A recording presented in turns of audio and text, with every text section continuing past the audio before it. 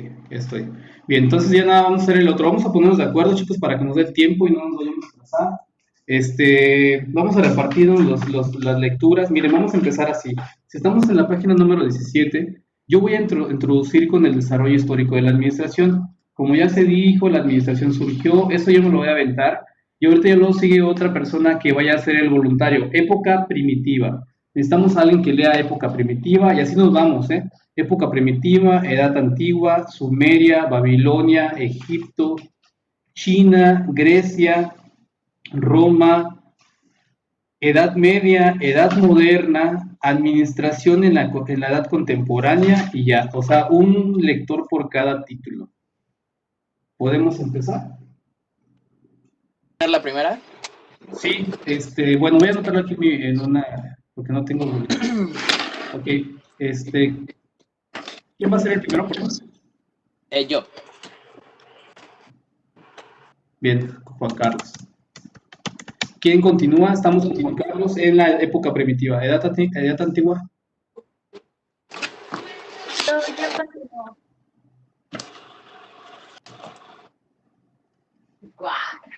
Sofía. No, profe. En edad antigua. Sofía, muy bien, edad antigua. ¿Quién sigue? Sumeria.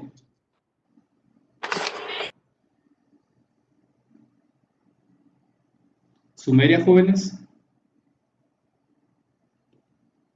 Yo, profe. Yo. Bien, Jesús. Duque. Sí. Babilonia. Yo, profe. Yo, Anabeli. Anabel, ándale, dígame eso, ¿no? Porque a veces los ubico en Egipto.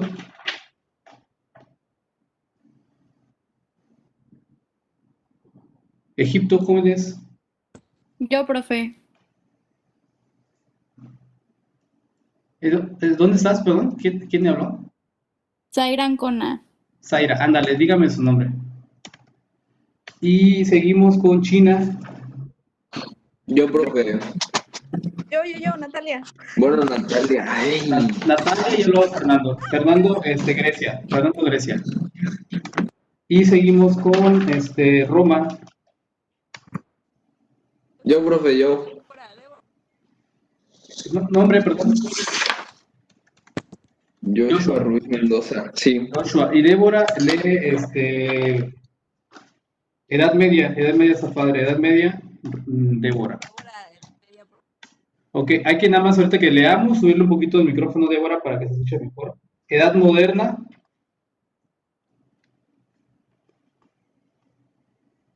Ya vamos a acabar, jóvenes, Edad Moderna. Daniela, ¿no quieres leer, Daniela? Armando, Aranza, necesitamos voces también nuevas, Mariana, Marcos, ¿quién, perdón? Laura. Laura.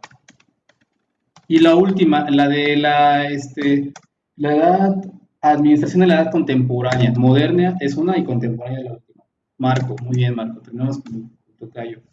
Entonces ya tenemos todos. Y ahora sí, tenemos que será 1 minuto, 2 minutos, denle una repasada a su párrafo y ahorita ya nos arrancamos. Digo, eso es nada más es intencional, ¿no? Es una lectura intencional. O sea, que métanse un poquito en la lectura, tengan sus pausas, tenemos aquí realmente tiempo, escuchen cuando empiece su música, cuando empiece, por ejemplo, edad antigua, y escuchen, por ejemplo, los tambores y todo, empiezan a adentrarse esa parte, Babilonia tiene su música bien padre también, China está padrísima la música de China, bueno, vamos a empezar.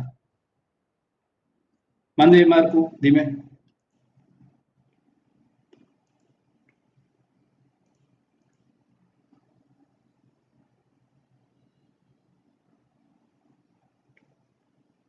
Ah, no tienes libro. Ok, es que cómo lo hacemos, porque la lectura es en el libro. Voy a tener que entonces subir. Es que no tengo, no subí las páginas, entonces, ¿quién quiere aventarse la última parte de Marco? Ana, si quieres te envío foto a... Ándale, eso es mejor. Eso es ¿Qué más de video de edad compañerismo, bien. ¿O de qué?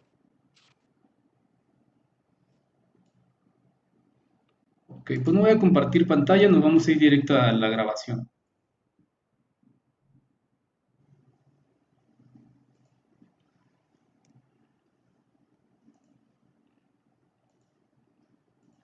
Ok, entonces vamos a empezar. Voy a activar mi micrófono.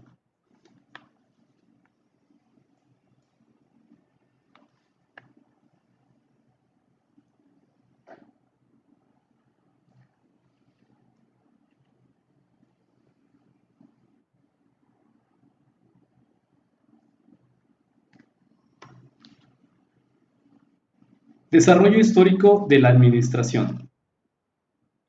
Como ya se dijo, la administración surgió en su manifestación más elemental, cuando las personas se integraron en grupos o tribus. Es por eso que podemos afirmar que su práctica existe desde la etapa primitiva, desde la humanidad, y fue evolucionando hasta nuestros tiempos.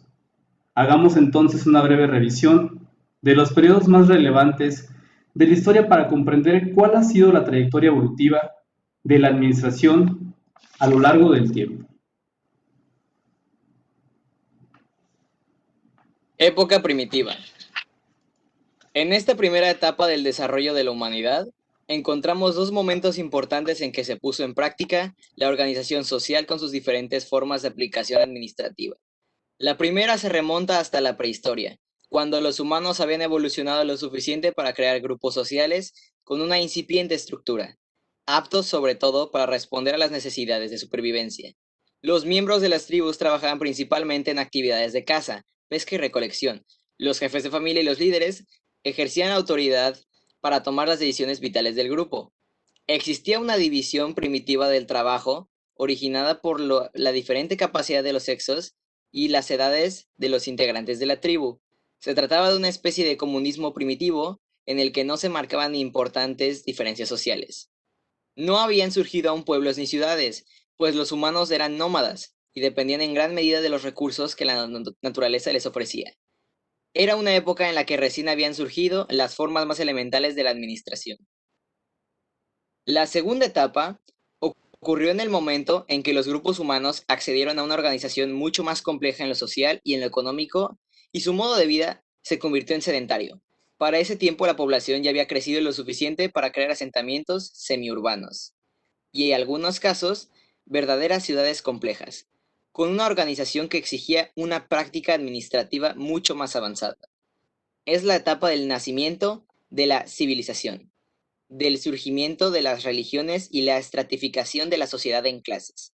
Con la consiguiente aparición de las monarquías y los afanes de dominación de unos pueblos sobre otros, lo cual dio origen al modo de producción esclavista, nos referimos al periodo de la evolución humana en que se separaron de etapas prehistórica e histórica debido a la aparición de la escritura, suceso que marcó definitivamente a la humanidad, pues el hecho de saber leer y escribir permitió a algunas personas llevar registros de las siguientes importantes y consultarlos con posterioridad, así como transmitirlos a las generaciones futuras para su enriquecimiento cultural. Y es aquí cuando pasamos a una fase de desarrollo de la administración en que ésta se empieza a practicar de manera dirigida. Edad antigua.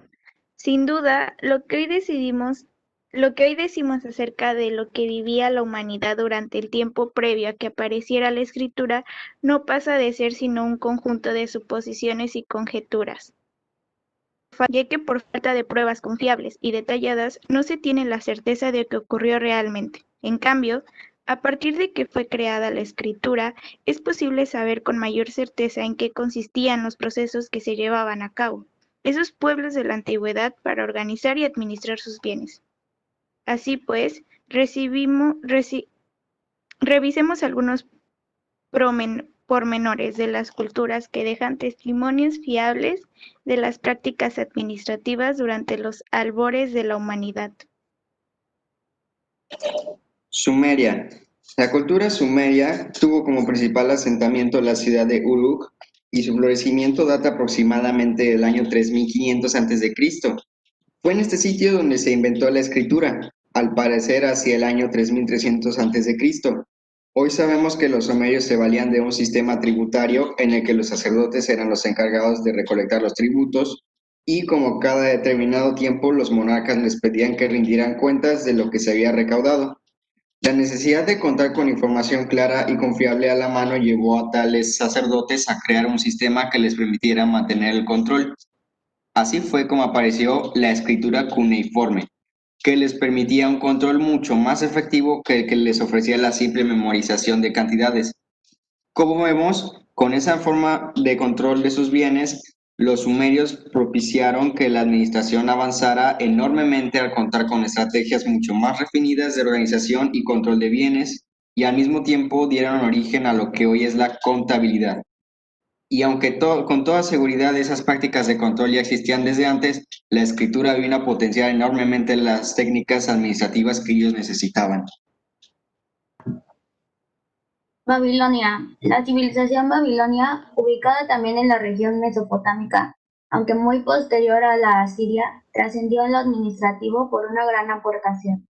El Código de Hammurabi, que fue el primer código civil, penal y mercantil que se escribió en la antigüedad, aproximadamente hacia el 1700 a.C. Dicho código fue grabado en una estela de basalto de más de 2 metros de altura que contiene más de 200 leyes relacionadas con la actividad económico-administrativa escritas en alfabeto cuneiforme. En ella aparece Shamash, dios del sol y la justicia, de las culturas mesopotámicas, dictando al rey Hammurabi las leyes que debía establecer y aplicar con mano firme durante su gobierno. Estas normas de conducta regían desde el punto de vista administrativo aspectos como los siguientes: el establecimiento de un salario mínimo al año, la obligatoriedad del registro en libros de todas las operaciones mercantiles para rendir cuentas y tener claridad, la orden de castigar a los jefes por el mal desempeño de sus trabajadores. Otro momento de gran importancia para la administración se vivió en Babilonia durante el reinado de Nabucodonosor II, del 630 al 562 a.C., quien tomó decisiones audaces al dictar leyes fundamentales que tenían que ver con la motivación de los trabajadores de la ciudad, las cuales ordenaban que se les diera un pago extra si producían más de lo normal, o bien al implantar un sistema de control de la producción durante cada jornada con base en el uso de colores. Asimismo, al ordenar la construcción de grandes obras arquitectónicas que implicaban la movilización de una cantidad considerable de recursos materiales, económicos y humanos, y por consiguiente un manejo complicado de medidas administrativas. Egipto. Hablar de la civilización egipcia nos remite de inmediato a las famosas pirámides de Giza, por mencionar solo las más famosas, que fueron construidas hacia el año 2500 a.C., y para cuya construcción es obvio que se requirió un esfuerzo descomunal de planeación, organización y control de recursos materiales y humanos. Es por ello que resulta difícil inferir que conocían y dominaban perfectamente las técnicas administrativas más avanzadas de su época. Se sabe, por ejemplo, que para la construcción de una sola pirámide se necesitó el trabajo de 100.000 hombres a lo largo de 20 años. También sabemos que los egipcios utilizaron sobre todo a esclavos como mano de obra. Sin embargo, los egipcios no aplicaron la administración solamente para emprender grandes obras arquitectónicas. También la usaban para las actividades de la vida cotidiana, especialmente aquellas familias que poseían recursos en abundancia y requerían ser administrados. De ello nos da noticias una obra escrita de gran valor histórico y cultural, conocida como el Libro de la Instrucción de Hotep, cuyo contenido principal gira en torno a los consejos que da un padre a su hijo sobre ciertas prácticas administrativas que debería seguir para producir y conservar riquezas. Entre los temas abordados por el autor de esta obra didáctica sobresalen, desde el punto de vista administrativo, lo siguiente: la importancia de la actitud y otras cualidades del líder con su personal, la necesidad de planear tareas, el establecimiento de una junta de consejo como órgano rector, los conceptos de autoridad y responsabilidad administrativa.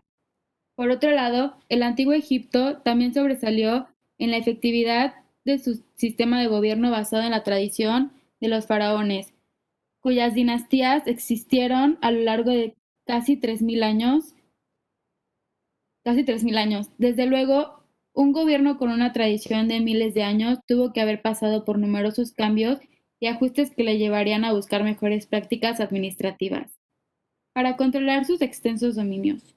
Hoy se conoce que al principio se instaló un mando descentralizado, pero al haber malos consejos de los tributos una distribución deficiente, los faraones decidieron centralizar cada vez más su gobierno para tener un mejor control de sus riquezas y mantener así sometidos a sus súbditos. Los egipcios fueron los primeros en probar que la descentralización solo es buena cuando se establecen controles efectivos, de otra manera se pierde el control. Egipto contó con una economía planeada y un sistema administrativo bastante amplio, aunque burocrático, debido a que sus medios de comunicación marítimos fluviales y el uso comunal de la tierra eran administrados por medio del gran poder del gobierno central. La idea que prevaleció en el antiguo Estado egipcio durante diversas dinastías fue que debían haber una severa coordinación de los esfuerzos económicos de toda la población para garantizar la prosperidad a cada uno de los miembros de la comunidad. China. Los dominios territoriales de la civilización china de la antigüedad eran tan vastos que se necesitó sin duda de una gran perfección en los aspectos administrativos para poder gobernarlos. Se sabe que el emperador Yao, quien gobernó China del 2350 al 2256 a.C., utilizaba una junta de consejo para los casos en que tenía que tomar una decisión importante. Más tarde, esta junta llegó a ser algo tradicional y formal entre los gobernantes que le sucedieron. Otro elemento importante de esta civilización fue la constitución de Chao, que data al parecer del 1100 a.C., la cual proponía que antes de gobernar se debía organizar el mismo gobierno. Partía de que era imposible que alguien no se organiza internamente fuera capaz de mantener el control de un estado. Se debían definir funciones, ya que eso ahorraba trabajo y se ganaba en productividad. La cooperación se volvía indispensable para mostrar mejores resultados. Se debía implantar procesos eficientes porque si el proceso resultaba bueno, el producto o servicio sería mejor. El personal que trabajaba para el gobierno debía ser excepcional, por lo cual se favoreció su capacitación para obtener mejores rendimientos, al tiempo que se sancionaron las conductas erróneas para evitar que se repitieran. Confucio, 551 a 479 a.C., uno de los más grandes filósofos de la antigüedad, trazó las primeras bases de un buen gobierno para China. Él mismo desempeñó diferentes cargos de gobierno y nunca estuvo satisfecho de lo que aportaba. Ocupó diversos cargos, como magistrado local y primer ministro. Tiempo después, al retirarse de la vida pública, escribió algunas obras importantes sobre aspectos políticos y de gobierno.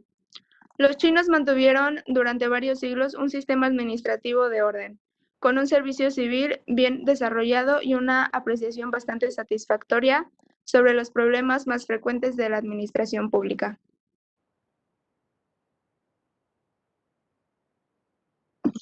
Grecia.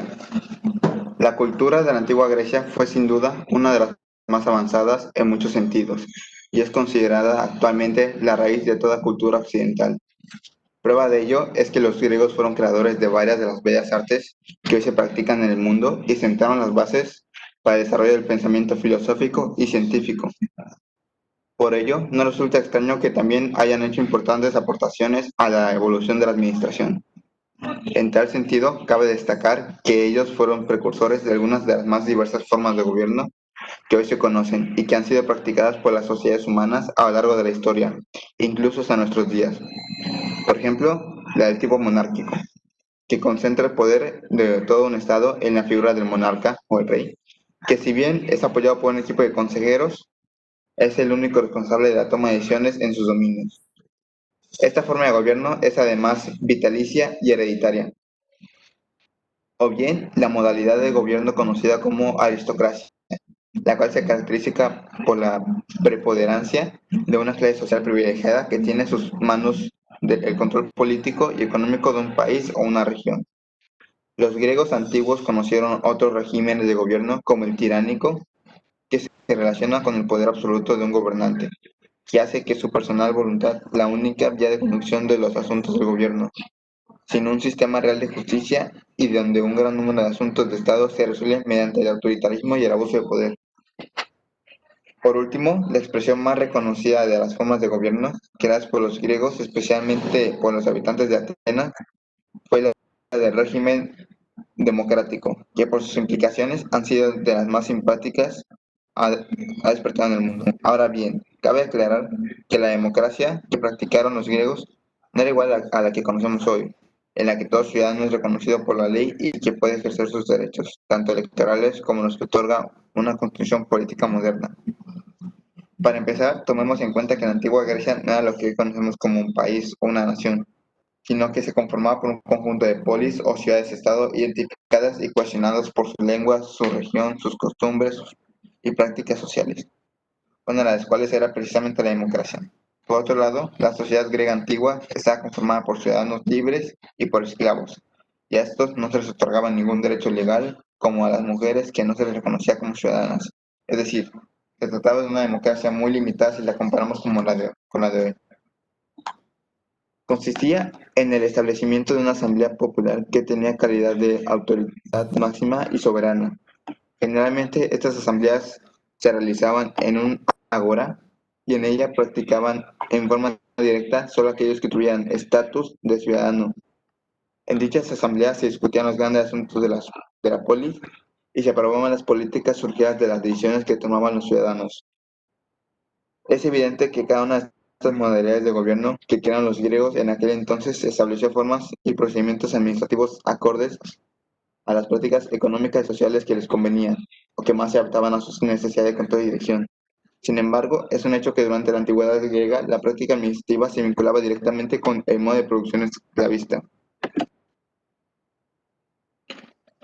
Roma. Sin duda la importancia de la civilización Roma para las sociedades actuales es muy superior a la de cualquier otra civilización antigua debido a sus grandes aportaciones en diversos aspectos del plano, en especial el de la jurisprudencia, terreno en el que los romanos establecieron los cimientos más sólidos para construir las sociedades que fundan su funcionamiento en la legalidad, como son las actuales, y desde luego también fue una sociedad que se destaca por su capacidad para enriquecer los procedimientos de la administración.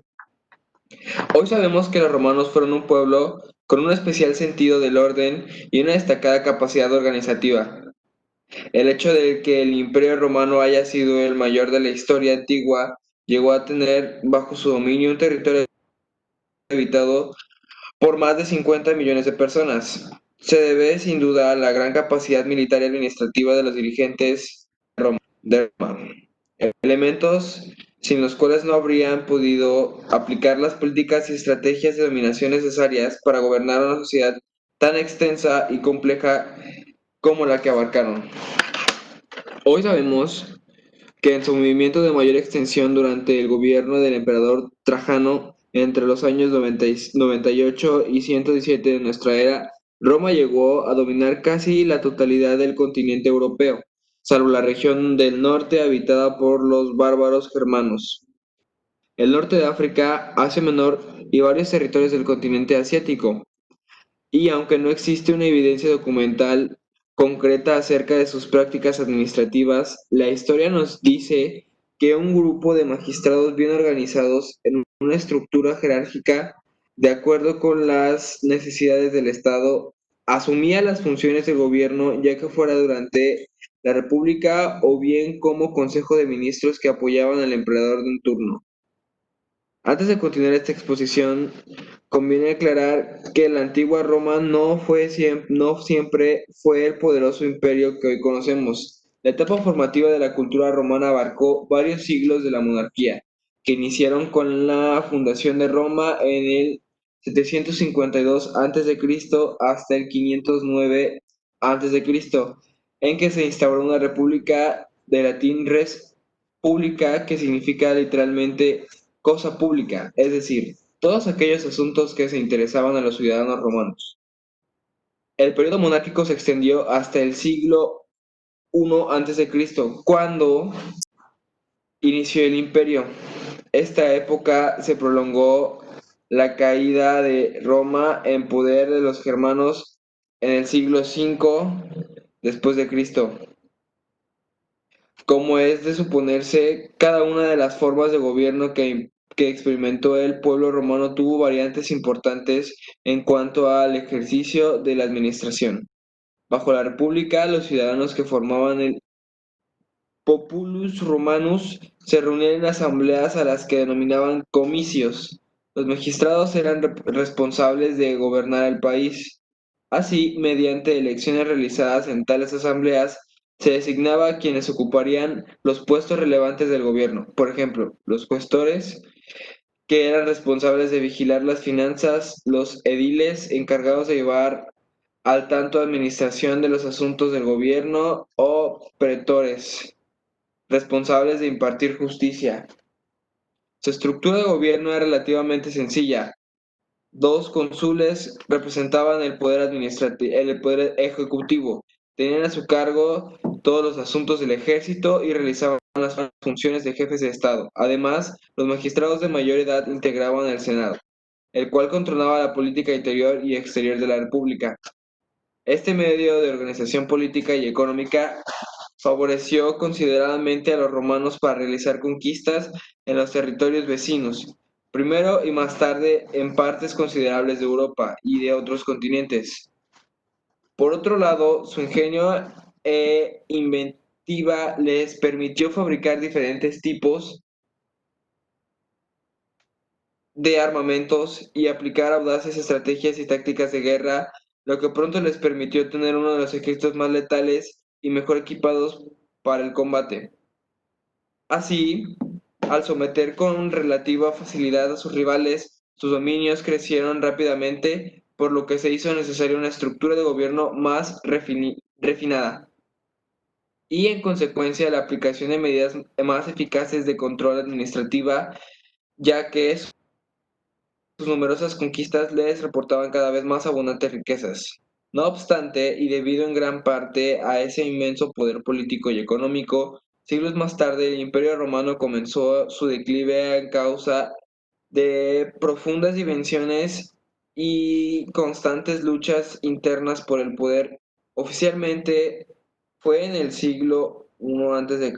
cuando César Augusto decretó la aparición del Imperio Romano, el cual duraría hasta su caída al ser invadido por tribus germánicas hacia la segunda mitad del siglo V después de Cristo, suceso que dividió en dos al antiguo imperio. Por un lado, el Imperio Romano de Occidente o Sacro Imperio Germano-Romano, cuyo centro de poder siguió siendo Roma, pero ya bajo el dominio germano, y el Imperio Romano del Oriente, cuya sede se ubicó en la ciudad de Constantinopla, hoy Estambul, Turquía, y que a partir de entonces se convertiría en la poderosa ciudad de Bizancio durante los siguientes 10 siglos. Tales acontecimientos sirven para marcar el final de la Edad Antigua y con ello el final del modo de producción esclavista, para dar inicio al siguiente gran periodo histórico que revisaremos a continuación. La Edad Media. Durante la Edad Media, las formas de gobierno y organización de la sociedad vieron aparecer nuevas maneras de practicar la administración. Como sabemos, esta etapa histórica, que duró alrededor de 1000 años, se caracteriza, entre otros factores, por el surgimiento de un nuevo modo de producción, el feudalismo, que trajo cambios fundamentales en la organización política, social y económica de toda Europa. Algunos historiadores afirman que se desconoce el momento preciso en el que comenzó el modo de producción feudal, aunque se sabe que fue aproximadamente en el siglo IX, cuando se registraron las primeras formas de vasallaje. Se tiene la certeza de su existencia. En el sistema feudal, los monarcas eran la cabeza de toda una jerarquía de señores vinculados entre sí por lazos de vasallaje, por lo que disponían de poder tanto, un señor feudal tenía poder de mando en lo que abarcara a su feudo, cual dominaba desde un castillo, y era el encargado de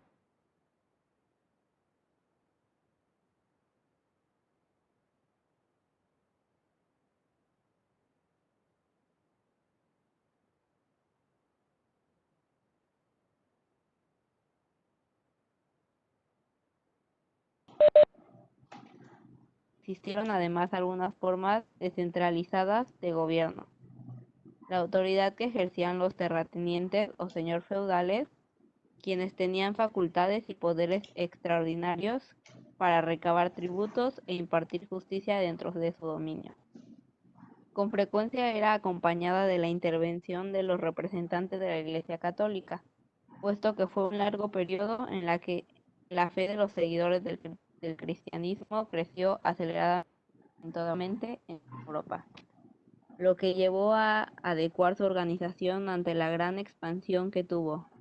Por eso también cobró una especial relevancia la intervención de los religiosos católicos en el ejercicio de la administración de las localidades donde había iglesias, ya que la iglesia cobró la fuerza de las autoridades civiles, le reconocían el derecho de poseer grandes propiedades, recabar tributos, el diezmo, y llevar el control administrativo de diversos aspectos de la sociedad, como el registro de nacimientos y de muertes de las personas. La caída de Constantinopla en poder de los turcos hacia mediados del siglo XV marcó históricamente el fin del Imperio Oriente y con ello el de la Edad Media. Para entonces habían sobrevenido en Europa cambios importantes en la organización y en las formas de administración, pues había surgido una creciente actividad artesanal en los talleres, y con ella la conformación de los gremios, asociación de artesanos, y con el tiempo aparecían las fábricas y el comercio a gran escala, elementos fundamentales en el modo de producción que siguió al feudalista el capitalismo.